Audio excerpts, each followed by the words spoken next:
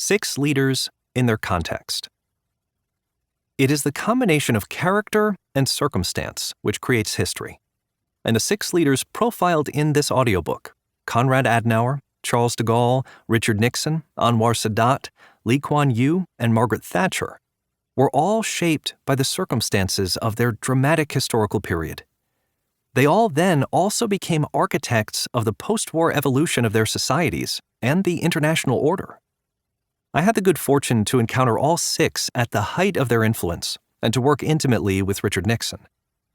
Inheriting a world whose certainties had been dissolved by war, they redefined national purposes, opened up new vistas, and contributed a new structure to a world in transition.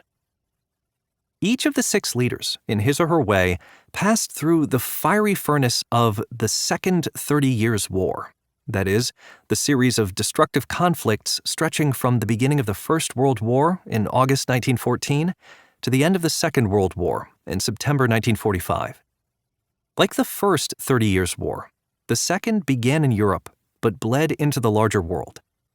The first transformed Europe from a region where legitimacy was derived from religious faith and dynastic inheritance to an order based on the sovereign equality of secular states and bent on spreading its precepts around the globe.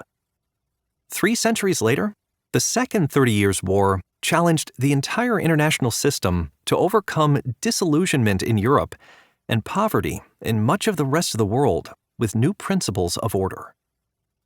Europe had entered the 20th century at the peak of its global influence, imbued with the conviction that its progress over the previous centuries was certain, if not destined, to be unending.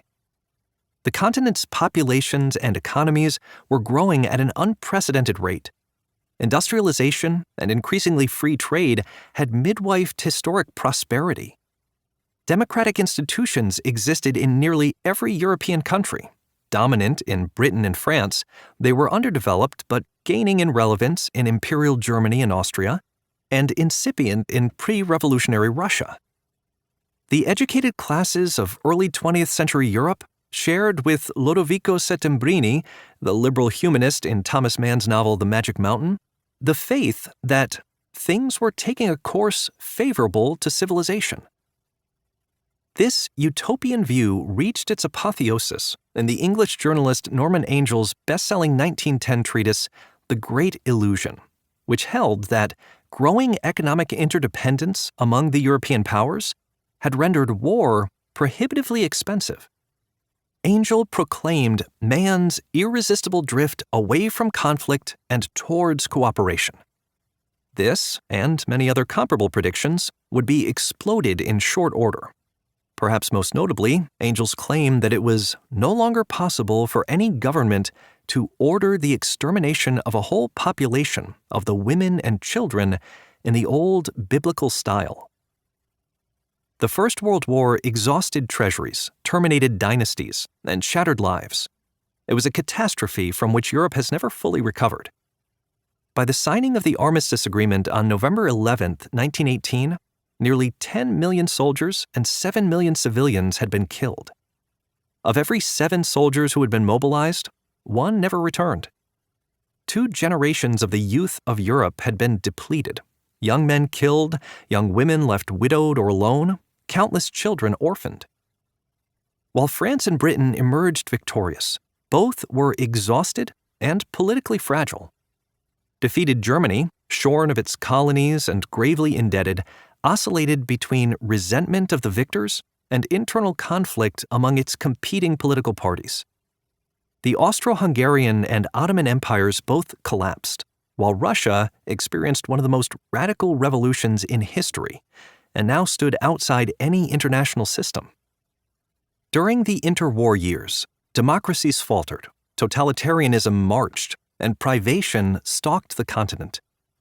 The martial enthusiasms of 1914 having long since subsided, Europe greeted the outbreak of the Second World War in September 1939 with premonition tinged with resignation. And this time, the world at large shared in Europe's suffering. From New York, the Anglo-American poet W.H. Auden would write, "Waves of anger and fear circulate over the bright and darkened lands of the earth, obsessing our private lives. The unmentionable odor of death offends the September night. Auden's words proved prescient.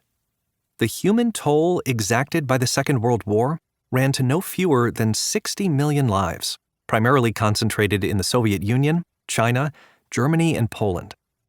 By August 1945, from Cologne and Coventry to Nanjing and Nagasaki, cities had been reduced to rubble through shelling, aerial bombing, fire, and civil conflict. The shattered economies, widespread famine, and exhausted populations left in the war's wake were daunted by the costly tasks of national reconstitution. Germany's national standing, almost its very legitimacy, had been obliterated by Adolf Hitler. In France, the Third Republic had collapsed under the impact of the Nazi assault of 1940 and was by 1944 only just beginning its recovery from that moral void. Of the major European powers, Great Britain alone had preserved its pre-war political institutions, but it was effectively bankrupt and would soon have to deal with the progressive loss of its empire and persistent economic distress. On each of the 6 leaders profiled in this audiobook, these upheavals left an indelible mark. The political career of Konrad Adenauer, born 1876, who served as mayor of Cologne from 1917 to 1933, would include the interwar conflict with France over the Rhineland, as well as the rise of Hitler. During the Second World War, he was twice imprisoned by the Nazis. Beginning in 1949, Adenauer shepherded Germany past the lowest point of its history by abandoning its decades-long quest for domination of Europe, anchoring Germany in the Atlantic Alliance, and rebuilding it on a moral foundation which reflected his own Christian values and democratic convictions. Charles de Gaulle, born 1890, spent 2.5 years during the First World War as a prisoner of war in Wilhelmine, Germany. In the Second, he initially commanded a tank regiment. Then, after the collapse of France, he rebuilt the political structure of France twice, the first time in 1944 to restore France's essence, and the second time in 1958 to revitalize its soul and prevent civil war. De Gaulle guided France's historical transition from a defeated, divided, and overstretched empire to a stable, prosperous nation-state under a sound constitution. From that basis, he restored France to a significant and sustainable role in international relations. Richard Nixon, born 1913, took from his experience in the Second World War the lesson that his country had to play an enhanced role in the emerging world order. Despite being the only U.S. president to resign from office, between 1969 and 1974, he modified the superpower tensions of the High Cold War and led the United States out of the conflict in Vietnam. In the process, he put American foreign policy on a constructive global footing by opening relations with China, beginning a peace process that would transform the Middle East, and emphasizing a concept of world order based on equilibrium. 2 of the leaders discussed in this audiobook experienced the Second World War as colonial subjects. Anwar Sadat, born 1918, as an Egyptian army officer, was imprisoned for 2 years for attempting in 1942 to collaborate with German Field Marshal Erwin Rommel in expelling the British from Egypt, and then for 3 years, much of it in solitary confinement, after the assassination of the pro-British former finance minister Amin Osman. Long animated by revolutionary and pan-Arab convictions, Sadat was projected in 1970 by the sudden death of Gamal Abdul Nasser into the presidency of an Egypt that had been shocked and demoralized by defeat in the 1967 war with Israel. Through an astute combination of military strategy and diplomacy, he then endeavored to restore Egypt's lost territories and self-confidence while securing long-elusive peace with Israel with a transcendent philosophy.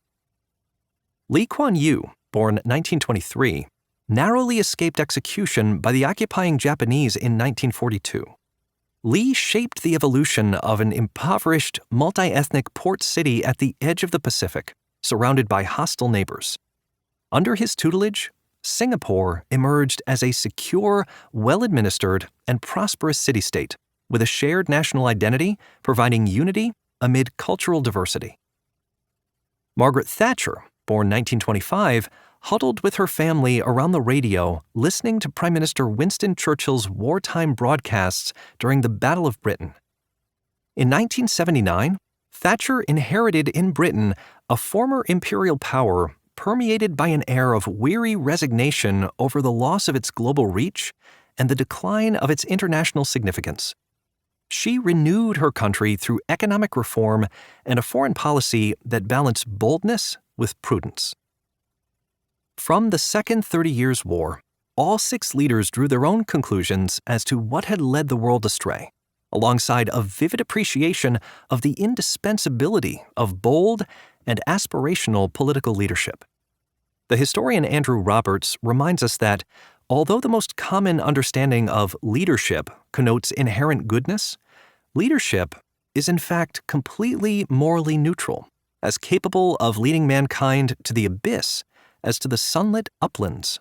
It is a protean force of terrifying power that we must strive to orient toward moral ends.